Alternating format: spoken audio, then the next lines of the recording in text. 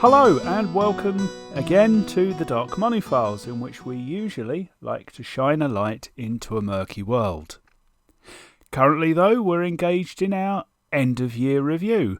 I'm Ray Blake. Joining me is my colleague Graham Barrow. Say hello, Graham. Hello, Ray, and here we are at part 2 already. Absolutely. When we kicked this off last time, we thought we'd cover half the year, but we only managed to cover the first quarter. Can't believe it. So prepare yourselves for rather more of these than we imagined there might be. When we left you, we just finished March, hadn't we? So we had. April, Graham. Remember April? Yeah. It makes a logical sequence. That's a good start. But other than that, it does seem so long ago. It really does. Do you remember those crazy days when we started hearing the death rumours of Kim Jon Un?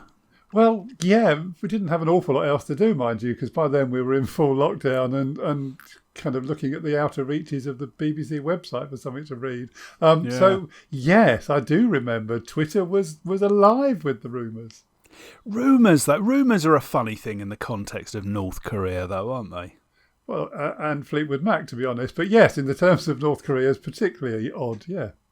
I mean, how do rumours work in North Korea, where people are actually afraid to talk and have very little way of getting any word outside their borders anyway? How does that work? Paper aeroplanes, Ray. Paper aeroplanes over the demilitarised zone. Absolutely fantastic. That's my theory. Yep, they write stuff on paper aeroplanes and launch them over the demilitarised zone.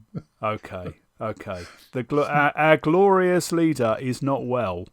Yeah. Okay. Well, I can see that. I think this is a job for someone like David Icke, isn't it? To go and expose what's going on there. Do you know, I can't think of a better place to send David Icke currently than North Korea. I think that's a splendid idea. I think we should suggest it. I think we should.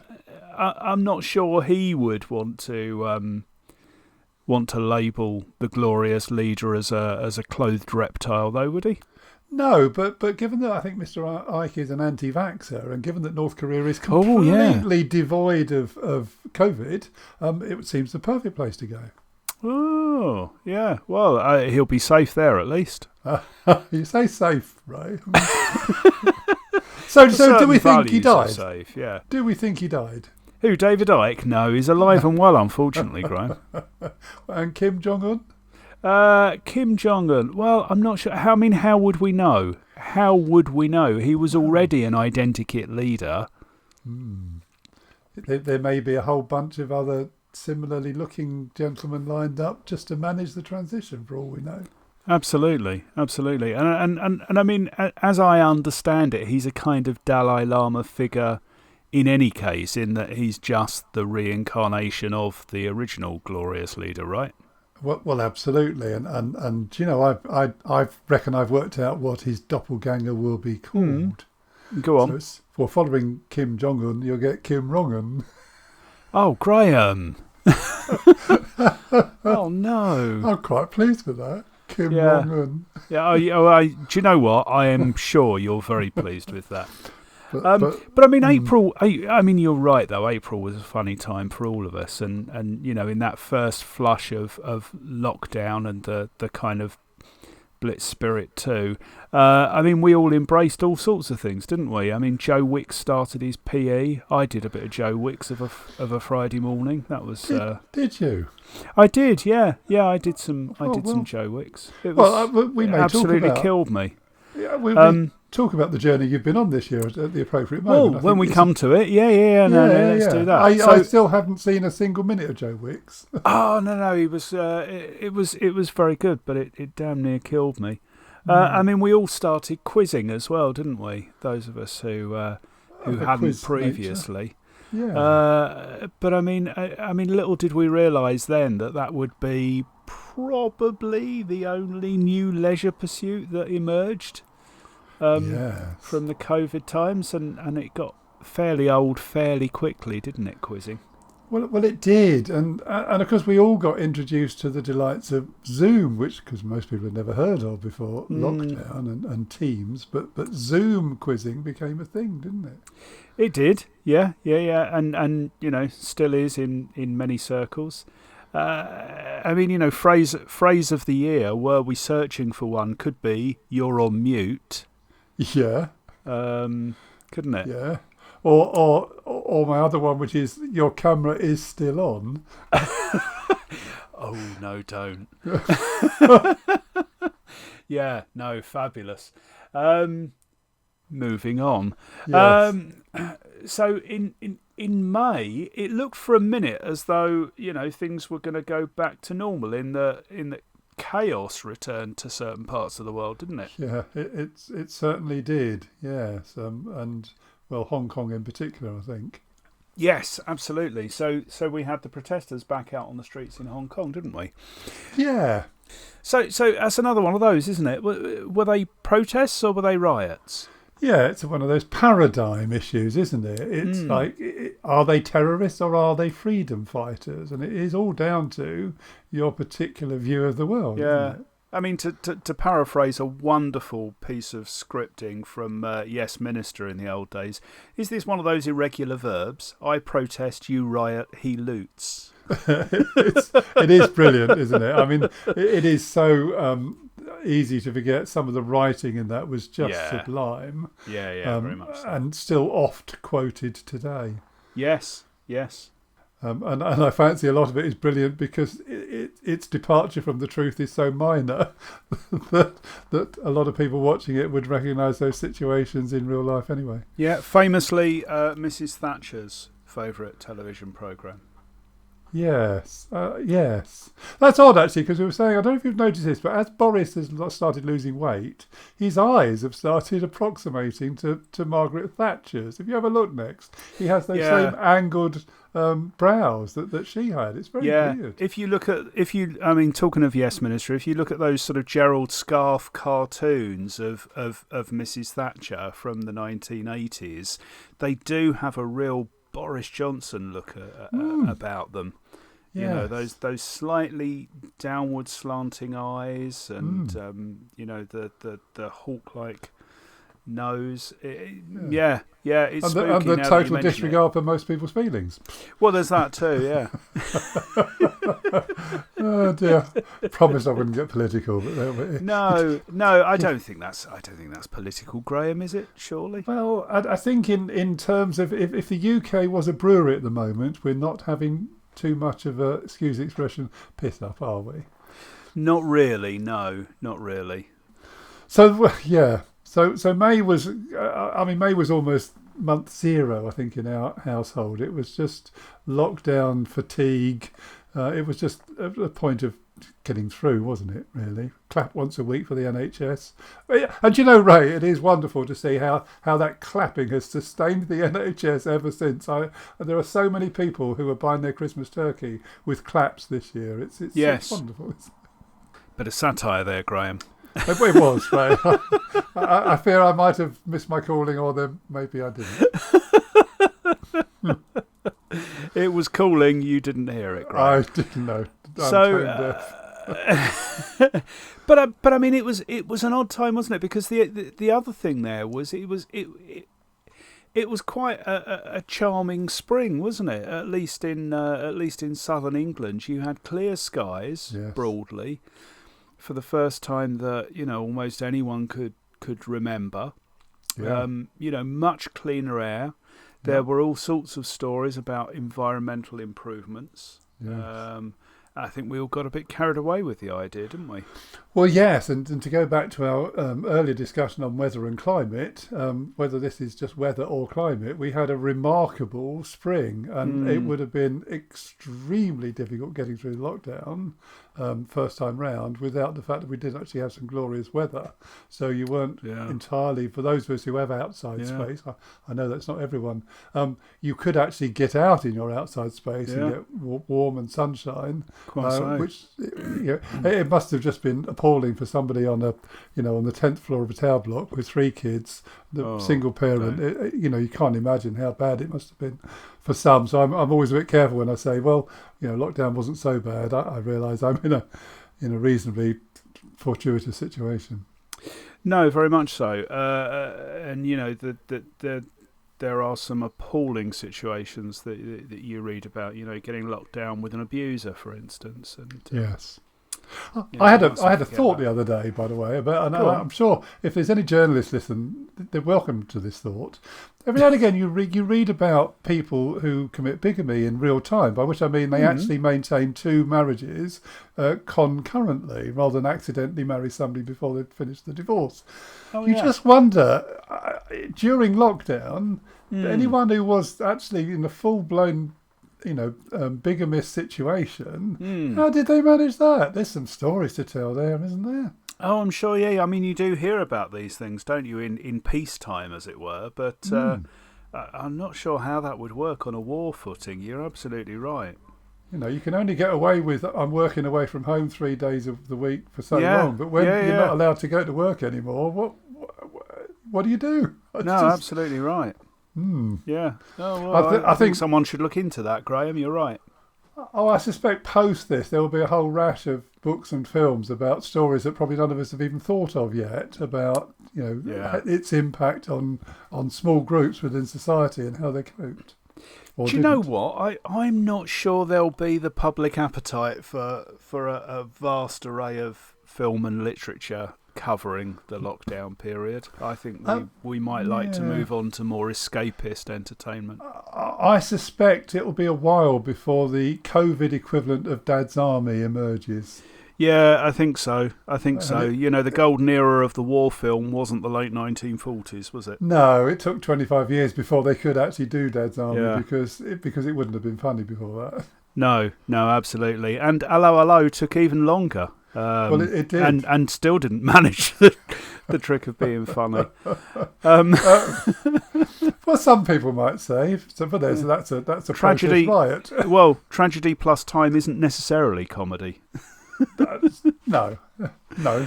Point taken. No, quite. So June, busting out all over. Well, June, we finally had a single candidate to run against Mr. Trump. We did. And who would have thought it would turn out to be Joe Biden? Yes, that sprightly septuagenarian politician. Well, quite. I mean, he's a testament to the value of persistence, really, isn't he? I mean, what a career that man's had. Has he? Well, yeah. Well, he's been a VP and a senator, so yeah, fair enough. And he's run for president, 2-3 times? He has. Possibly more. He's been prominent in US politics over decades. And I mean, what a final chapter. I mean, who could have imagined the circumstances in which he would finally, emerge and win? Yeah. I mean, he doesn't seem to tire either, does he?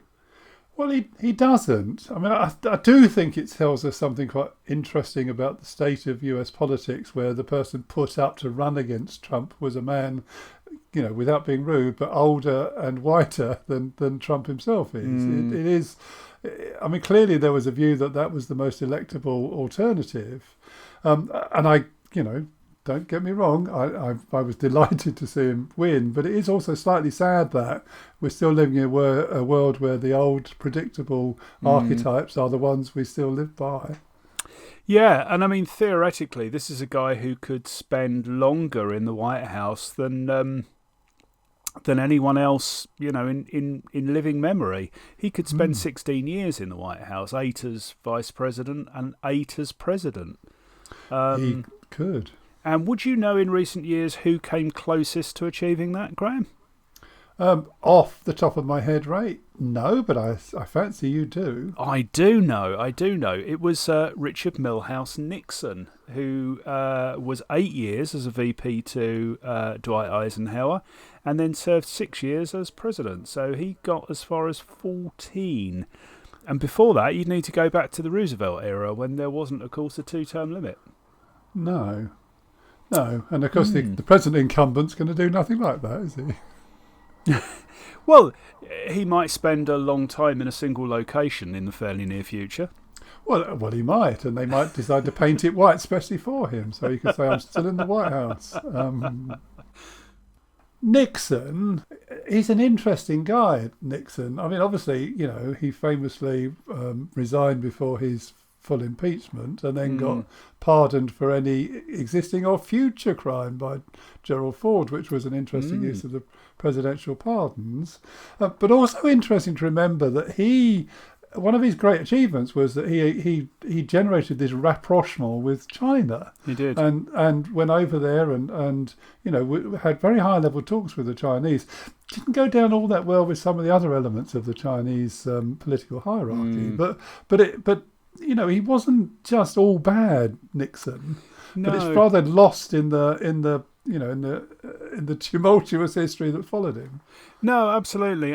Unfortunately, infamy does kind of tend to bleed out, doesn't it? And colour your legacy overall. Yes, and I think at least President Trump in this respect isn't going to have anything to challenge the infamy.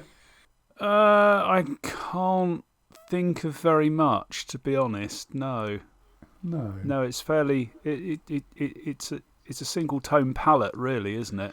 I mean, clearly you can't ignore the fact, obviously, that two major drugs companies in America have produced at extraordinary speed what looks like two extremely effective vaccines with a lot of other global help. But you do wonder if that was in spite or because at least one of them took no part whatever in the government's initiatives to make that happen. So I suspect we'll have to wait for history to tell us the and ultimately, the government is a lot more than one person, isn't it, Graham? Well, it is, but I think you can't escape the fact that this government has been run in a way that no previous government I can recall in the US being run. I cannot remember quite such a revolving door policy of senior personnel. It's been quite extraordinary. No, absolutely. Almost coming back to what we were saying last week, like a medieval court, really. Yes.